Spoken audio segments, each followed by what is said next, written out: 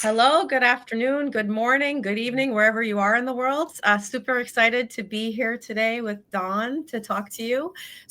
We're doing this live, LinkedIn Live today in the spirit of International Women's Day. I'm sure everyone knows that is March 8th, so it's this Saturday. The theme this year is accelerate action. It's very near and dear to my heart. I know Dawn as well. We've been talking. I often say that we need to raise the level of action to meet the level of conversation around topics, specifically, again, near and dear to my heart, around elevating women in leadership roles and creating more equity in that space, and support and advocacy. And so that's what we're going to talk a lot today with Dawn about, especially in her own experience. Super excited about that. I think the goal with this theme is for us to move beyond, again, conversation and awareness and reflection, all very important, but really to how we can speed up progress and make true change happen. So I'm excited to have Dawn here. Dawn is the president of Crescent Hotels and Resorts. And in the spirit of just kicking it off and diving right in, because that's what we like to do here, again, to take action and move forward. Dawn, tell us a little bit in honor of International Women's Day this year. What was your journey like, and what has it been like? I'm sure it continues to evolve even today in the hospitality industry. And how did you choose sort of the paths that you've taken and in the leadership roles you've assumed? So first, thank you for having me, Melissa. It's great meeting you in person, and I look forward to us having a great long relationship where we're continuing to talk about this in the future. Because you're right, it doesn't stop just with this LinkedIn session. My journey started in the hospitality business a long time ago. It's an interesting journey. When I was young, growing up in California, my grandparents actually had a motel, a Best Western. And my mother was a single parent. And although I would never subscribe to this, I spent my summers helping crews. I put towels in her cart and put sheets in her cart so that she could clean rooms. So it started a long time ago. I never connected what that meant to me, but it did. Those were great childhood memories. Thankfully, long before sex trafficking, because I don't know what my mother was thinking, allowing me to just run around a motel when I was young. But I was lucky enough as I went to college and tried to explore what I wanted to do for a living. I stumbled into a hospitality marketing class, and I can see it as if it were today. I felt like I fit in somewhere, and I know it's hard for everybody when they're deciding what their majors are in college and what they want to do for a living. And I felt so blessed that I went to this class and felt like I fit right in. And I knew at that point that, hotels my journey was going to be in the hotel business. From a leadership perspective, Melissa, I grew up as a very competitive kid. There was 3 girls. My older sister's 10 months older than me. That drives competitiveness regardless of what you think. Just in your DNA, you've got to be competitive. And so as I grew up in the hotel business, I always wanted to know what my next step would be, what my next 2 steps would be. And I always wanted to make sure that I had goals that were along those lines. It didn't always work out for me the way that I wanted to, but I'm proud today to be president of a company. I'm proud that I've made, I've got that on my business card, and I'm proud to begin to show a path to others on how to get there too. That this is not just one person who can do this. Many people can do this. You've got to just chart the path of what it means to get there.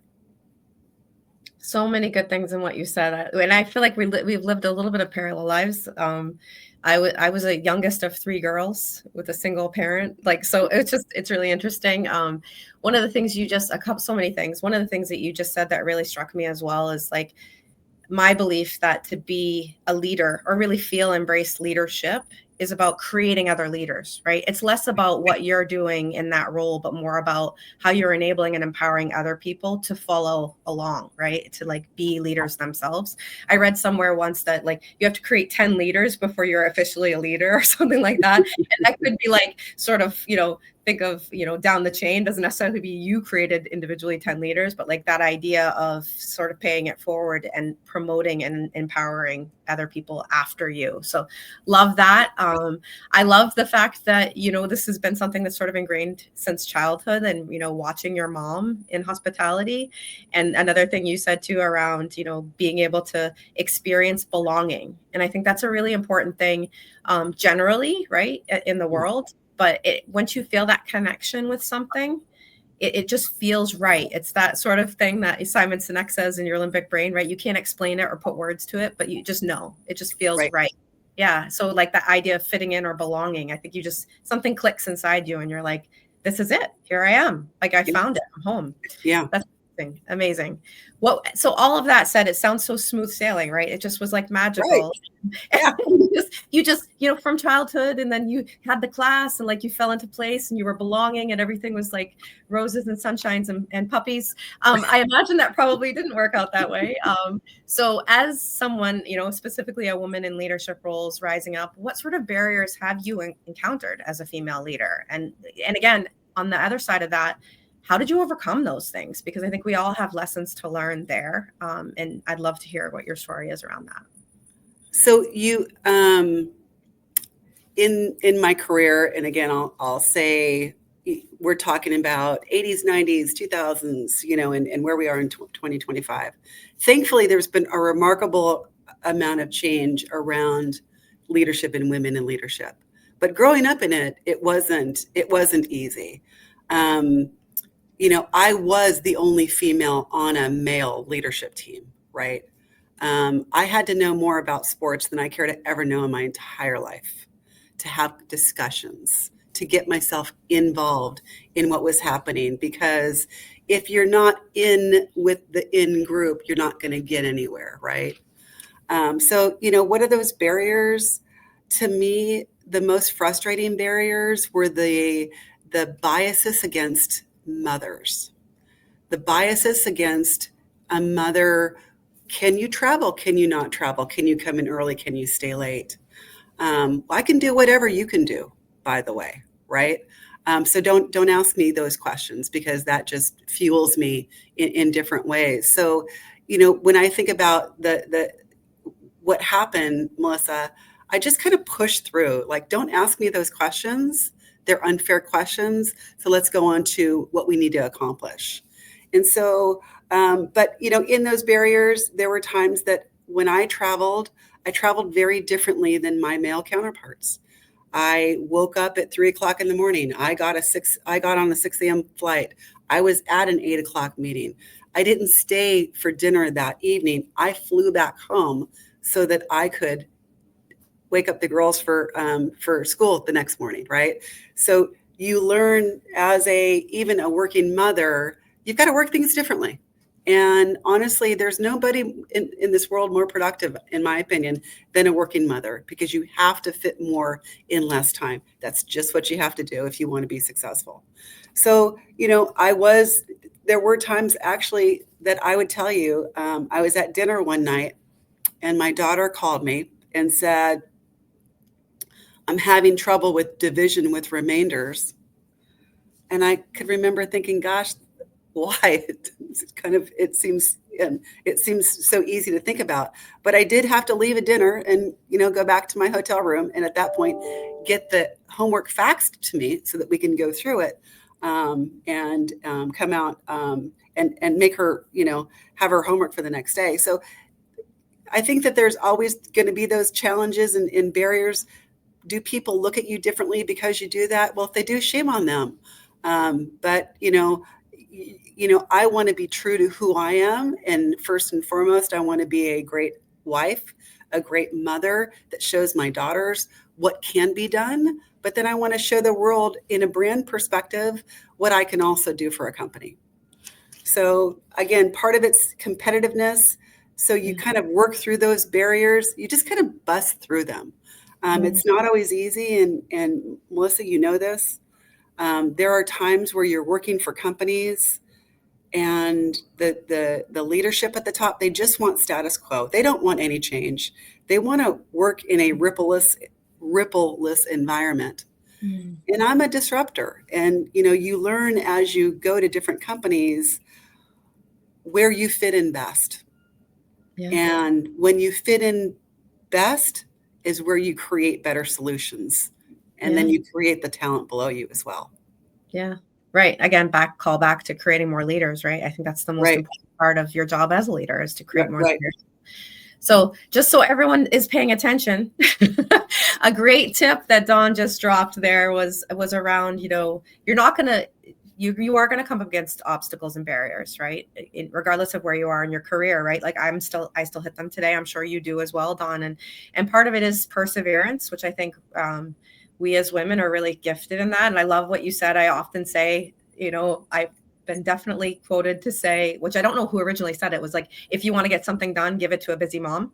Right. Like it's so Yeah. true, right? And I think it is because we just have to sort of compartmentalize and be able to have all these different personas and also kind of juggle them independently, but then also at the same time.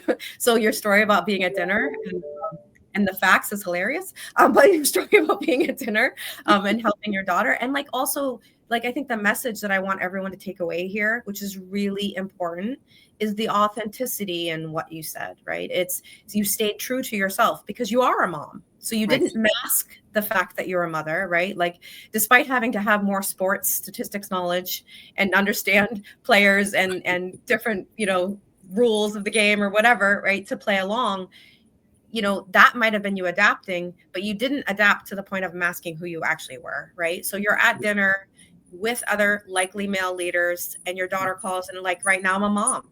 So like Right. mom trumps all, sorry. Like, and that's Right. just the way it goes. And I think the message to everybody is you can be a great leader and also true to yourself at the same time. Those things are not mutually exclusive and super important because what we need is more authenticity and leadership and vulnerability as well in the world. So I love those stories for all those reasons.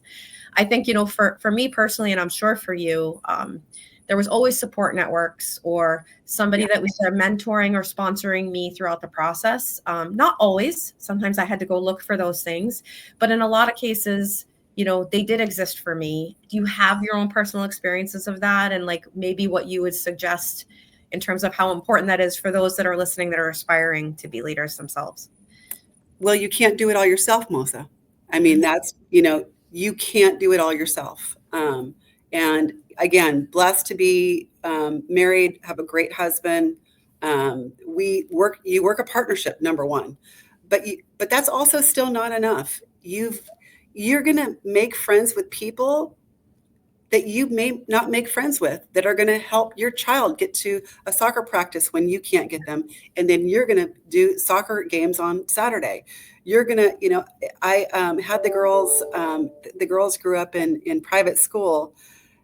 And in private school, I wouldn't say, working moms, they're kind of like frowned on, right? Um, and so in this private school, interestingly enough, there was like a working moms crowd and a stay-at-home moms crowd, Yeah. which I never understood why women just can't get along at some point and embrace each other. But there were times where I'd have to find one of the stay-at-home moms and say and make friends and make friends with somebody who may not have wanted to make friends with me, but I needed to because our children were friends and I needed help. Mm. Figure out how to make sure that in that help, the relationship was reciprocal so that I could help them when they needed help too, right? So, I think, again, I'll talk about working moms because you have to look at things differently when you're trying to get your job done. And if call it takes a village or whatever, but you've got to get what's right done for the children. You've got to get what's right done for work and for your family. And you can't do it all yourself. You'll fail trying to do it all yourself. Yeah. So the one thing that I would say is that I made friends with people who probably didn't think that they wanted to be my friend at first. Silly them, right? Sorry, you all like me still now. But because I was that working mom coming in a suit, Yeah. it wasn't going to be their first relationship. But we made good friends and we're still friends today. I mean, we still have we still have a traveling soccer team of parents that we're still friends with, but some of that wasn't, it was deliberate. It Yeah. didn't just happen organically. Yeah. And that's, again, what you have to do. You have Yeah. to create that community. Without that community, you can't survive. Something will fall off. Yeah. It just makes it harder. Yeah, so much greatness in what you just said. Like the importance of community is something that I hold near and dear to my heart as well. Like the importance of having support, asking for help, which is really hard sometimes I feel like to do, right? Like I'm sure you've had moments where it's like, no, I can do it all myself, but you can't. Like the bottom line is you can't. No human can, right? Like we need support and help, and community is so critical there. I have a story that you'll appreciate too. I was sitting at one of my sons, I think it was their baseball game. And because I was a working mom, right? I didn't get to all the games, frankly, right? Sometimes I was traveling, sometimes I was in meetings. I didn't get to all of them because sometimes they were right after school. And I'm sitting there at the game, but I wasn't sitting with all the moms, the stay-at-home moms. I was sitting over by myself, and I get a text about my son hitting like a double, and I was like, I know I'm here, actually. It was very nice that they were letting me know, but at the same time, it was like they just assumed I wasn't there, right? Yeah. So it's like, it's that, but I totally relate to what you were saying. So I think the importance of community and asking for help is so crucial, and just recognizing that we do need it and go in search of it, like the deliberate action of asking somebody, like befriending. They didn't want to be friends with me, but I made it happen. So I think that's awesome, right? I think it's like taking action again, which is the theme of International Women's Day this year is taking action. And that's a great example of how all of us can just take action, like know when you need the support and go in search of it, and don't wait for it to come to you, because sometimes we don't get it, right? And community is so critical for that. Correct. We actually have a comment. I'm a full-time working mom, Laura. I'm a full-time working mom and also the PTA president for my daughter's school. There's a big need for my village, and I can definitely relate. Yeah, absolutely, Laura. Like, I mean, we all feel that. I think the critical point everyone can hear today is like being a mom is part of being a woman in leadership, because there's no greater leadership role than being a parent, I think, in the world. I think it's taught me the most about being a leader, honestly, myself, is like being a parent. So very appropriate. So a part of that, I think, too, is thinking about being a parent, thinking about sort of taking action to create that community around you. Let's talk a little bit about like inclusiveness in cultures, which is also around like creating that support network, but how do we as leaders influence that?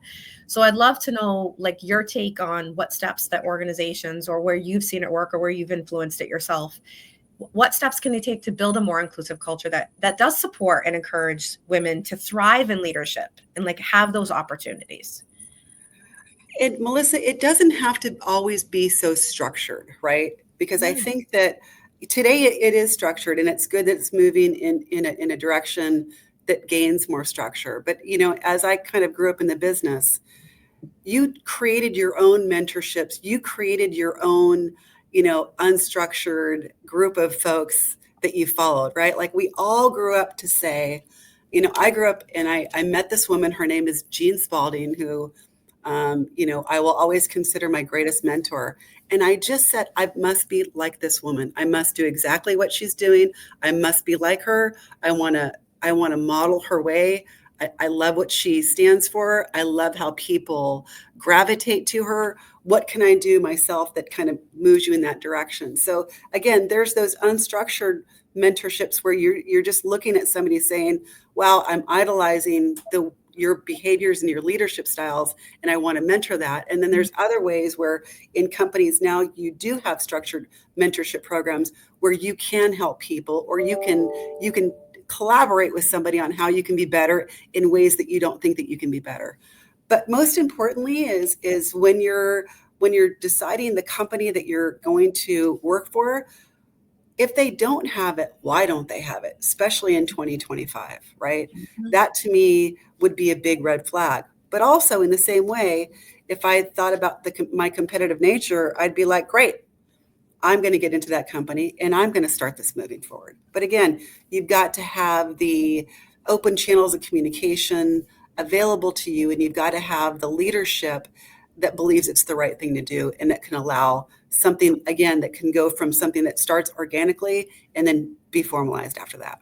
Yeah, I love that. So another key tidbit for everybody, key takeaway, if you feel the need for something and it doesn't exist where you are, wherever that is in the world, whatever organization, be part of building what you need. Like create it. If there's something you want to see more of in the world, create it. Right. And again, of course, like it's definitely helpful to have the leadership that structures it. But I think Dawn's message is clear. It doesn't have to come from leadership, right? Like anybody can start a movement, anybody can create a group, anyone can call people together to support an initiative. So definitely like all feel empowered at any place where you are and to be able to do that. And I think I've seen some amazing things, to your point, like that are built from some initiatives like that didn't come. It wasn't somebody from top down had this amazing idea. It was quite the opposite. And it was then being able to sort of get a sponsor to be able to like keep it going and maybe like make it a bigger, more formalized initiative that then supported growth beyond that. But I love, it can be organic. It doesn't have to be something formal. Don't always expect that you're going to walk into an organization and there's going to be some sort of formal framework, because the sad truth, Dawn, is it doesn't exist everywhere today.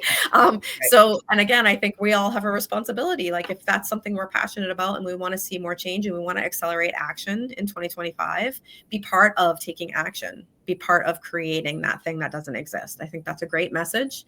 So let's switch a little bit over to how that impacts specifically in hospitality in the industry. So we're talked a lot about like how you want to get something done, give it to a busy mom. I think that we know that at least I believe that there is a difference in leadership when it comes from women versus men. So I'm curious, like, how do you feel like that's influenced or benefited the hospitality industry? And in your own experience, where have you seen that, your influence as a woman in leadership being beneficial?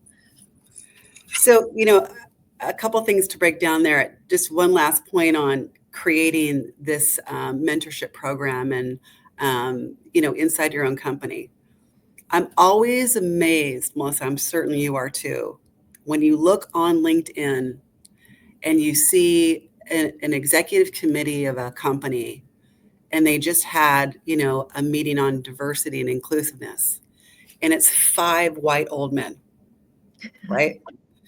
And you're like, do you even today think that that's still possible? And it still exists. I was at a conference, AHLA, and in January, and 5 men talking about diversity. And we have to get better at that, and we have to begin to really challenge programs in our own industries to make them better, right? To make them see things differently, first and foremost. When I think about Crescent, I'm proud to be a part of a company that in the corporate office, that 60% of our associates are female leaders. 60%. If you think about our executive committee, we have 9 people on our executive committee. 5 are women and 4 are men. So you have to live your values. You have to live what you believe in. And then you have to show it. So if you went on the Crescent website today, you'd take a look at diversity in full color, and understand what that does for an organization. We're a top 5 management company in the world. We do not want to be the biggest, but we want to be the best. And starting with the best starts with developing the people and the culture and the talent that you're looking for to be that best. And if you're not diverse, then you're not for us, right? We want to make sure that we look like the folks in our hotels, and that we're acting like those folks in the hotels, and that we're showing them a path on how we can get forward. Yeah, I love that. I love like just walk the walk, right? Right. Like, so Yeah. it's, if you're going to talk about it, put your money where your mouth is and make it happen. Because, I think a big lesson there, something that Dawn just said that I want to make sure everyone heard too, that is super important, right? It's not just about vanity metrics. It's about the fact that it really is better for business, right? So, when we talk about what is the benefits to any industry, but even to hospitality, right? Who stays in a hotel? It's not just, a certain color or a certain gender that stays in a hotel. There's all sorts of diverse characteristics in the people, the human beings that are staying in a hotel. So don't you want the people that are running that management company or that brand or that hotel to represent their customers, right? Right.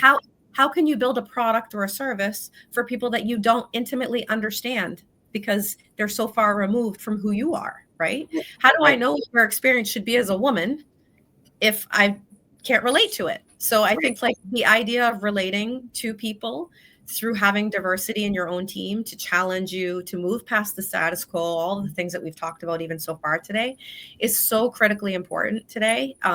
It always has been. It's no less important today, maybe even more important today than it has been in the past, right? So I love what you just said. It's, make sure everyone hears the message, walk the walk, but also understand that the benefits to hospitality as an industry is that you're going to appeal to more customers. It's better for business. Yeah. Like you're going to make better decisions that enhance the experience of the people that are traveling to your hotels. Right. Because you're going to understand who they are. Right. And listen, again, I'm on a quest to make the best blow dryers in every hotel, shaving leads in every hotel. Growing up, it's funny that even in the hotel business, catering more to female travelers, catering to different segments of the population becomes so important, but you have to think about it that way. And you have to believe that you can satisfy that guest better. If you're doing that from the guest perspective, it's because your associates are looking for the same thing as well. So it all works together. I'll tell you, I used to have to go to this hotel once a month and they had the crappiest blow dryer ever. I'm just going to say.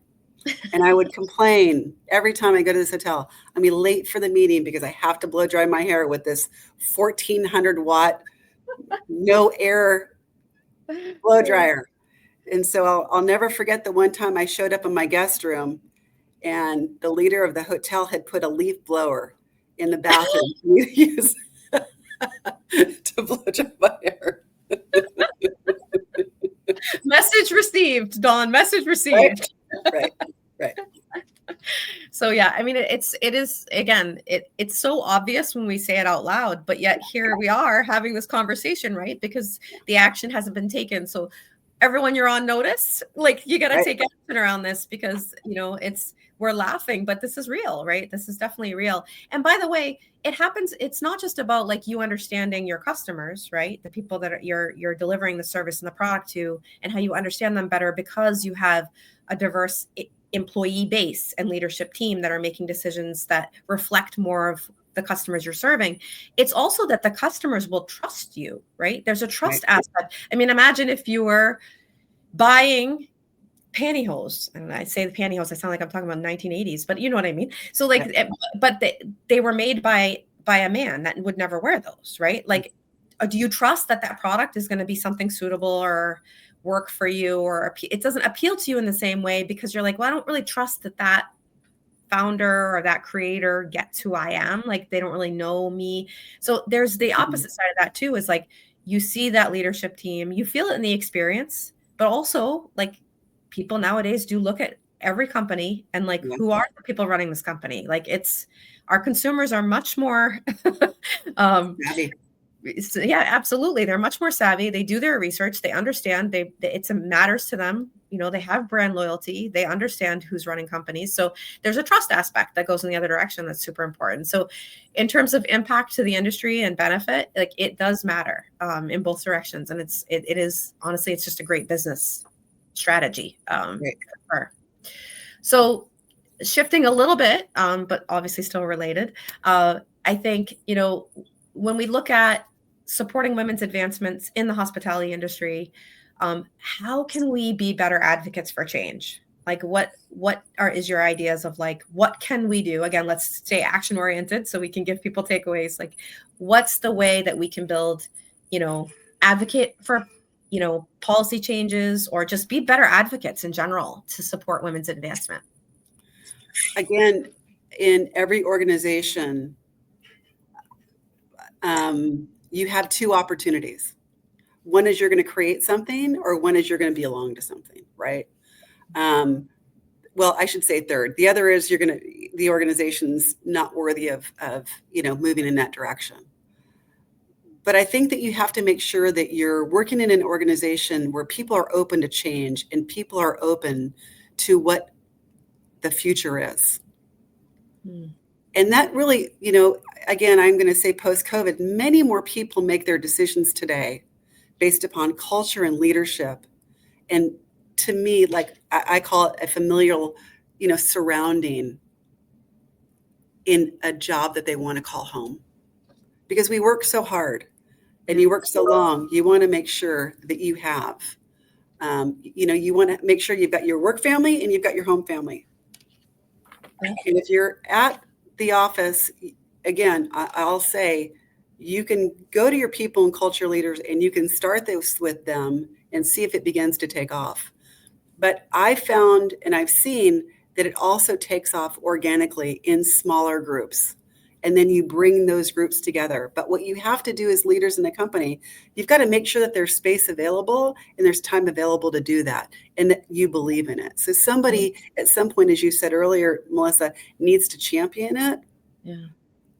But you also, we've got great programs within our company on a couple of different levels, specifically designed for women, but also as a company, we do what we call creative. We do these things called courageous conversations, and we would do, again, podcasts, webinars just like this, where we're talking about subjects that may be slightly uncomfortable with people that are living in those subjects, and they're educating our hotel associate population on different aspects of their life, whether it be religion, whether it be, again, biases against different people, the way that some folks grew up. We want to make sure that, through our world and through our lens, we're not only educating them, but we're educating ourselves to biases that we may not even know that we have. Yeah. And creating safe space to talk about it in a way that, again, makes everybody feel comfortable about who they are and why they come to their job every day. Yeah, I love it. So understand and be understood, right? Like that's like right.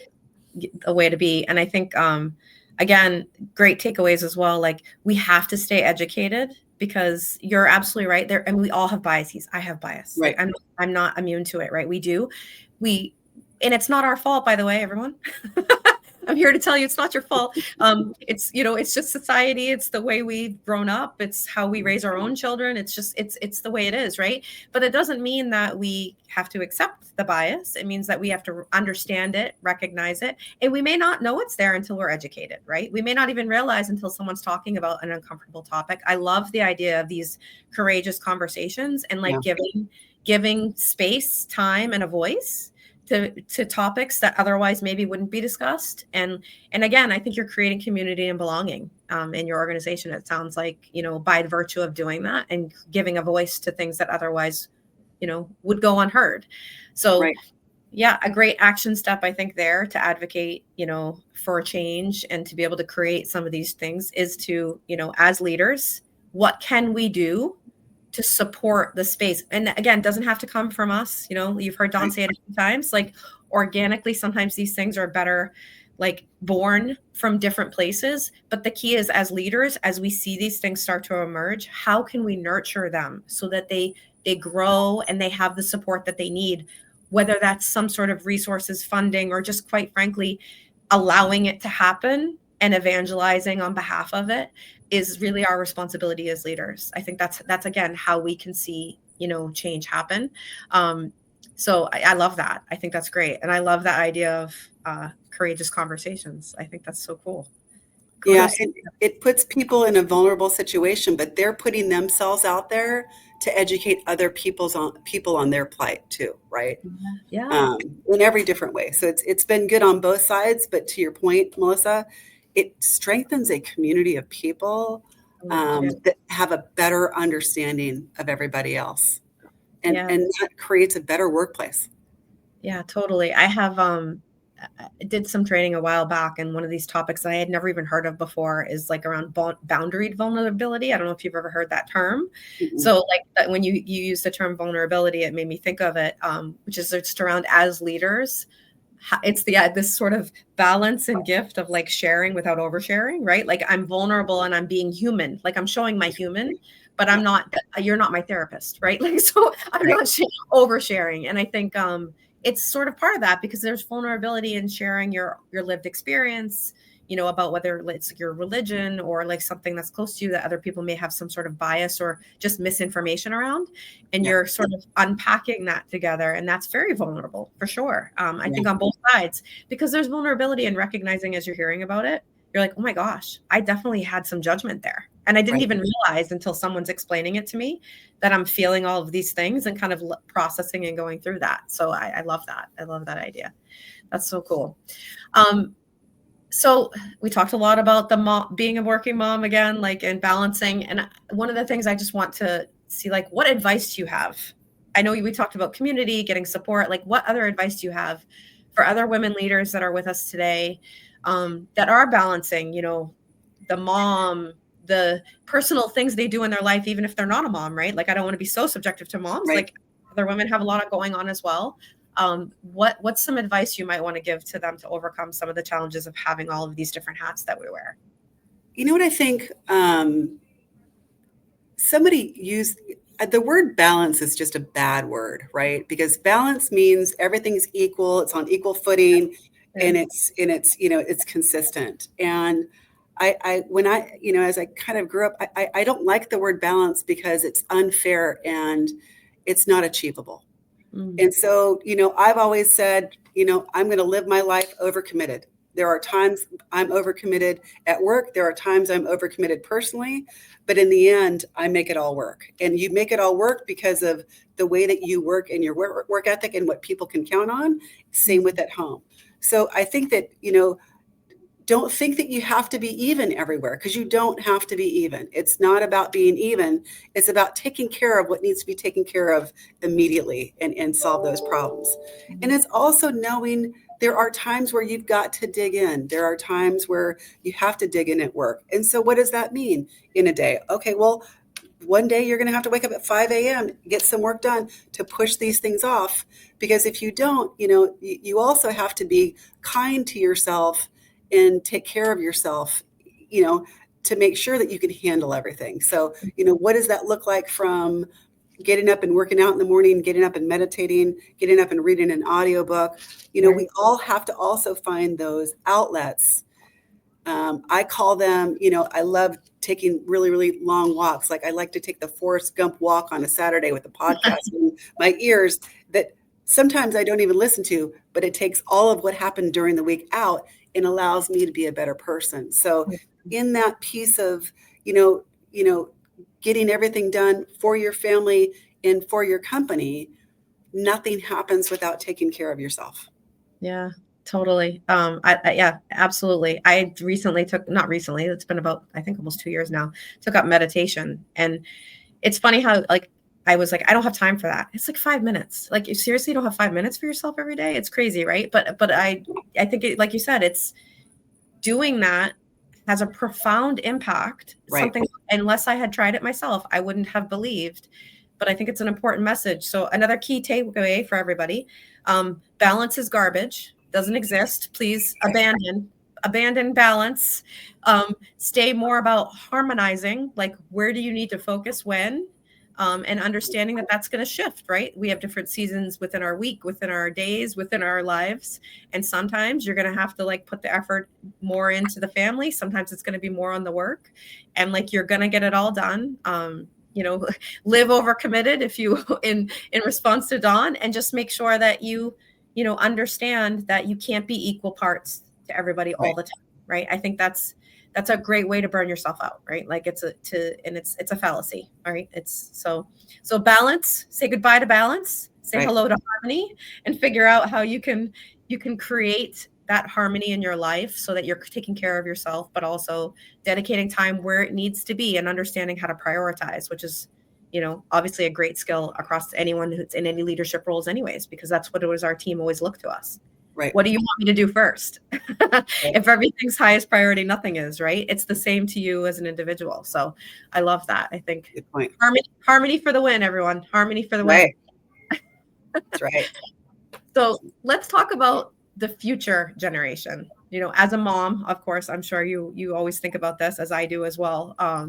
The future generation generally, but also, like, specifically thinking about the current women leaders like you and I, like what can we do to inspire and mentor the next generation of female leaders? Again, back to like, are there things that we can do specifically, like initiatives, or is there just something we can do maybe to model, like for them? Like, Right. what are your ideas there? I think first and foremost, you have to be the right model, Melissa. So Yeah. if if you look one way and act a different way, that's not going to give somebody the right path. Yeah. If I think about my girls who are, grown now, and again, I would say every generation looks at work differently. Every generation acts differently at work. They have different goals.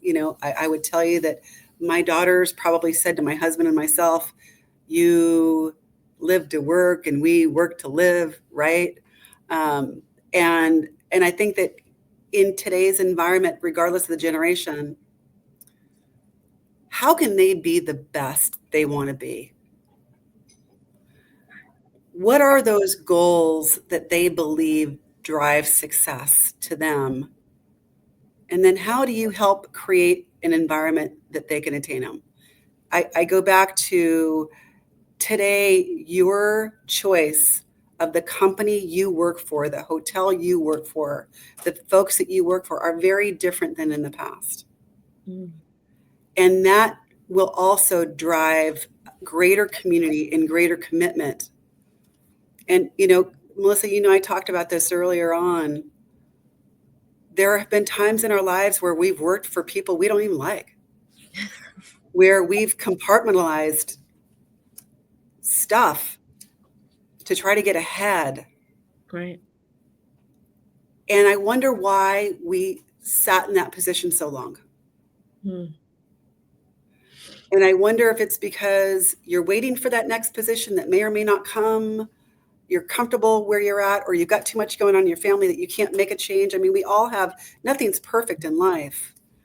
But I will say that when you reflect on who you want to be and who you want people, how do you want to help people, you have to make sure that open dialogue is there to have on, am I creating a path for you for success? And if not, as a leader, if I can't in this company, how do I get you to another company that you can create the same success somewhere else? So in the end, it's not all about working just for the one company, although they all should, but it's making sure that as a family, you're creating and connecting different people that can, again, make the world better for other people as well. Yeah. No, I 100%. Yeah. And I think, we did talk about this earlier, and like the struggle and the sort of the suffering that Right. Women sort of accept. We just have this strange, oddly sadistic behavior of like being like, it's okay. Right. Like we'll just suffer through this. Like it's when we get on the other side, they're like, why the heck did we do that for so long? Right. Like what's wrong with us? So I think maybe the big message to those aspiring women leaders that are listening in today is like, you don't have to suffer. Like Right. learn from Dawn and I. Don't suffer. Like Don't. if it hurts too bad, it's not for you. Like it's okay. Right. There's something around the corner. You don't have to suffer to grow. Right? Like growth is uncomfortable, to be clear, right? If you feel uncomfortable, that actually means you're growing. So good for you. But it doesn't have to like hurt. It doesn't have to turn you into an uncomfortable pretzel, right? Like it's sort of a stretching and a pushing, but it shouldn't be like a struggle and suffering. And I think that's a great way to model, like, okay, maybe we just show the world, like through authenticity and vulnerability, that wasn't for me. I'm moving on. Like, here we go. So I love that. I think that, the best thing is to show other women how you can succeed by being truly authentic, both to everyone around you, but to yourself. Like, and in saying to yourself, like, I don't need to suffer. Like, this isn't for me. And that takes courage, Melissa. That takes courage. There could, you could take a step back to take a step forward. I mean, there's many things that go with it. But when you can model that right behavior and show somebody that's just not the way things go, then you're allowing them to make those better decisions for you, right? So really, if you think about it in a way, there are things that we've all done great and people should model. And then there's things that I would say, again, I shouldn't have been working with that person for that long. And, that to me probably didn't model the right behavior to the leaders under me who saw me modeling that behavior, right? So Mhm. that then makes me mad that I did that, not just for me, but for people who think that they have to do it as well. Yeah, yeah. I have a little bit of that too. I'm feeling that. That's definitely resonating with me in not a positive way. Right, But yeah, no, totally. I think so maybe that's another takeaway as well. Like all the leaders that are listening today, like share your mistakes, right? We want right, to model not just the good, like we want to show them, hey, that was actually a bad decision I made. right, Like don't repeat my history because I shouldn't have done that. And I right, think that goes back to being a vulnerable leader is like being okay with being like, yeah, I completely went down the wrong path. Like right. that was not for me. Because we're going to do that. And I know I have done that. So like, I agree with you, like also like reflecting on that and being very open and honest about it with those in the next generation so that they see, I don't have to do that just because she did that. That was actually a mistake. Right. And she's Exactly. admitting that. And I think it's not that also takes courage, right. To publicly admit, hey, that wasn't the best decision. But I think important, also really, really important for us to do that for the next generation so that they get that too. Again, following on the suit of action, we're all action oriented today. What other like immediate actions do you feel like we can take? We've talked about so many great things today. Do you see, and maybe you could talk about your own experience in, at Crescent or other places that you've been on your career path? Do you see that there is a challenge with the promotion of women into leadership positions? And what have you, maybe you've seen strategies or have employed strategies at Crescent that have worked as opposed to things where you see that haven't? And is there anything there that we can say, hey, immediately go back to work tomorrow and this is what you should start doing?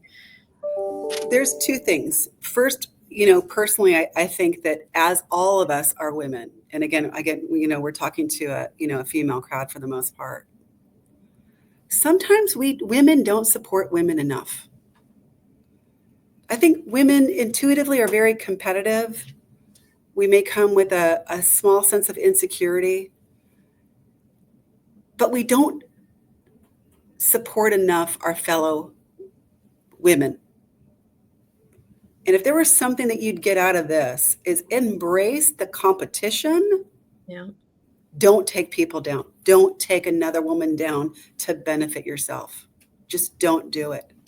I think that we have to get out of that. And I know we're moving towards that. And, I talk about that a lot because it's just, don't take somebody down for your benefit because it's going to come back around and it's going to hit you in the head, period.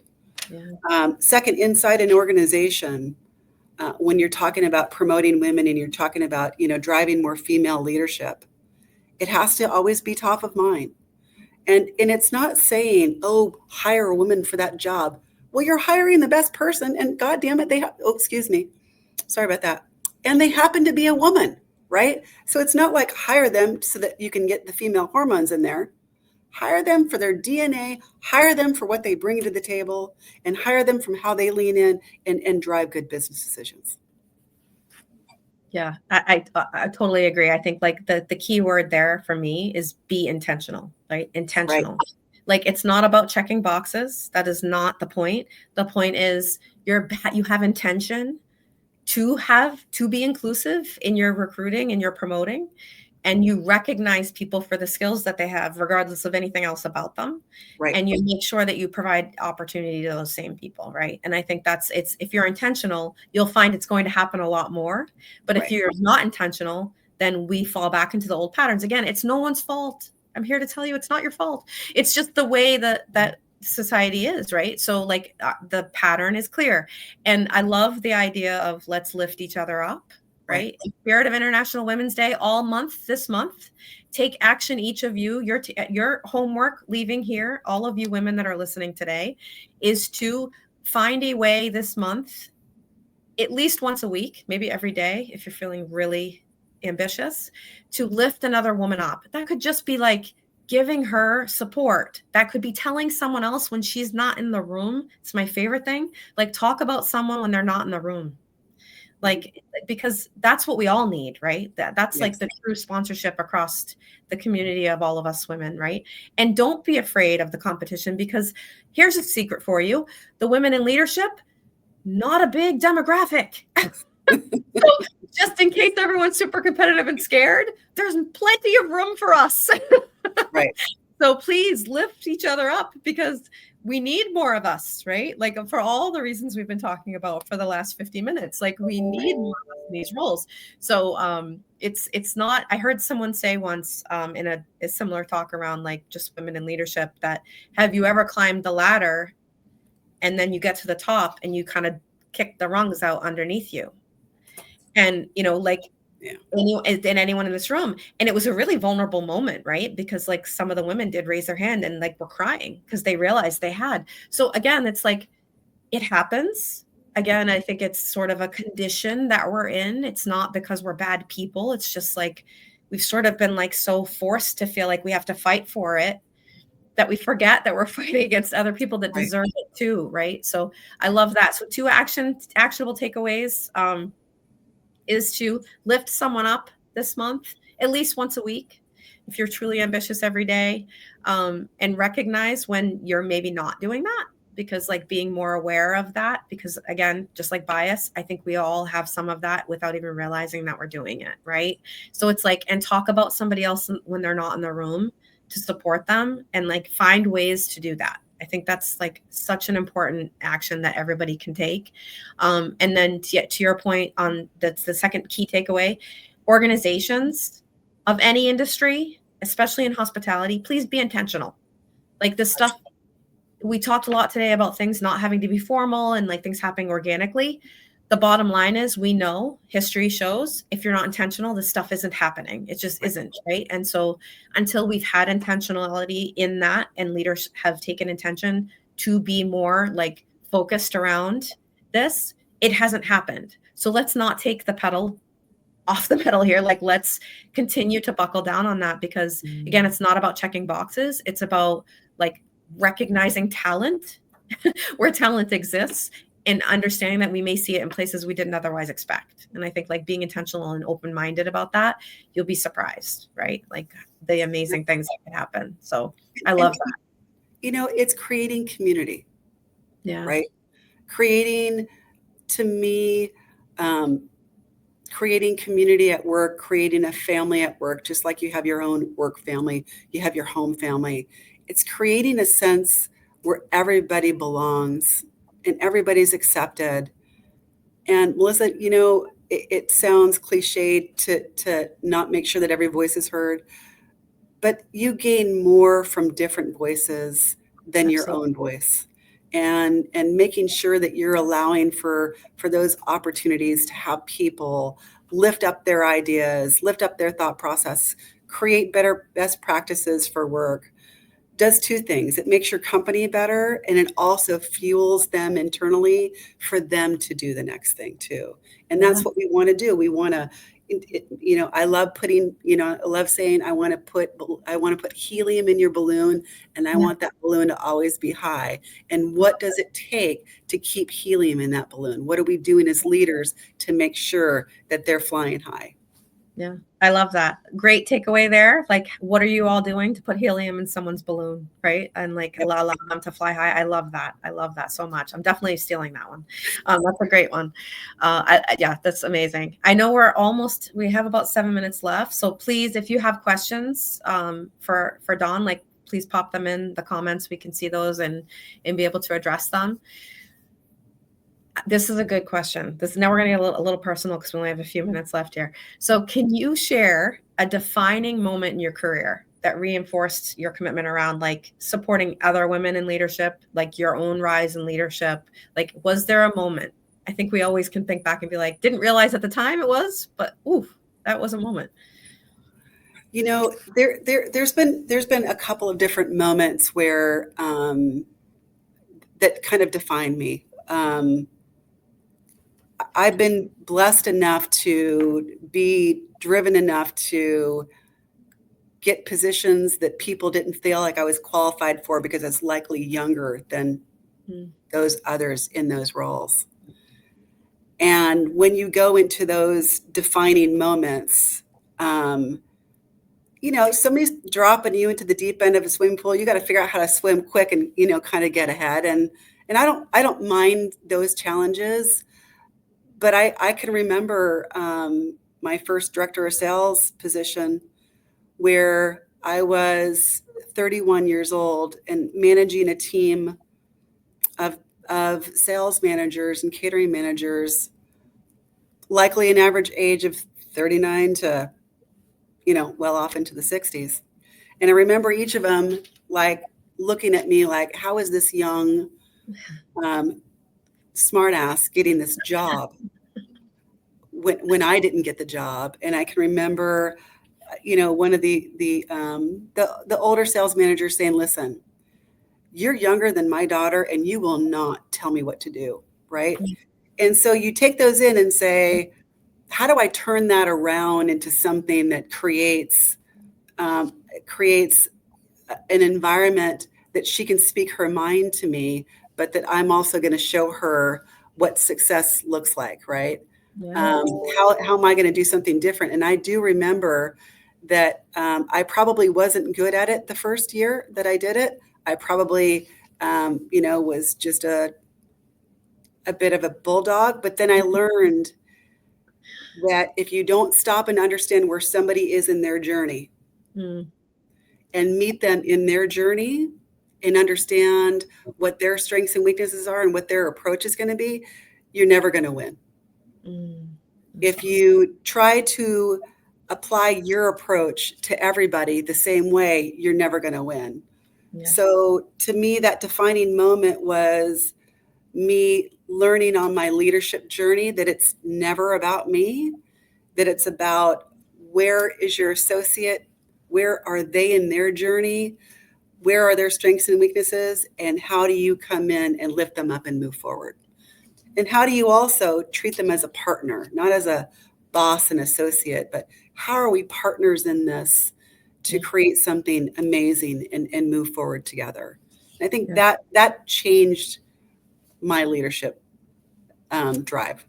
Yeah, I love that so much. I think that could have been a very different outcome too, right? Like, I think agree, Laura, that is true leadership for sure. I think that could have pivoted very differently, right? Like, with someone so strong come to you saying, you're not going to tell me what to do. And so key takeaway here, everyone listen, if you're not paying attention, great key takeaway is, to basically be very curious, right? Like, you could have taken offense to that in a way that could have taken a very different trajectory in your leadership career at, that young age, where you're like, okay, this isn't for me. I'm never going to be able to do this. And instead it was, I'm going to get really curious right now.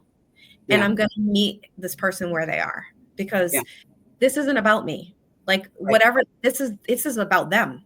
This is about their own insecurities. This is about something that didn't happen for them and all the things they're feeling. And I need to build rapport, trust, understand before I'm understood, like all of those things. And so be curious, I always say questions are your superpower. Like, use questions, like meet someone where they are, really try to understand.